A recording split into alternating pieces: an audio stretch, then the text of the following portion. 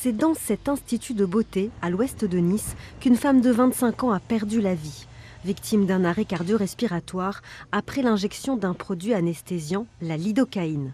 Un acte réalisé sans autorisation ni réelle formation, selon les précisions du parquet.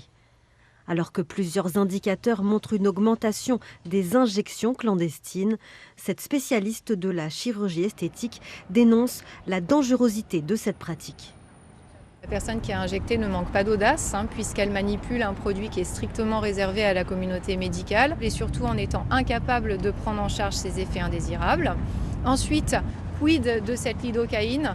Était-elle frelatée? A-t-elle été ouverte au préalable? Est-ce une simple allergie ou est-ce une vraie toxicité cardiaque? Nécrose ou encore infection grave, les clientes et clients de ces pratiques illégales prennent de gros risques pour leur santé et les chiffres sont souvent en deçà de la réalité.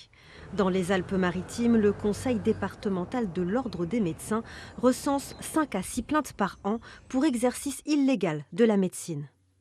Il faut que les usagers et les usagères se rendent compte de ce que c'est. Elles risquent beaucoup, et tout ça pour donner de l'argent à des gens qui trafiquent. S'il s'avère qu'il y a un exercice illégal de la médecine reconnu par le procureur de la République, on se portera partie civile, on s'associera à la plainte. Une information judiciaire est ouverte pour homicide involontaire et exercice illégal de la médecine.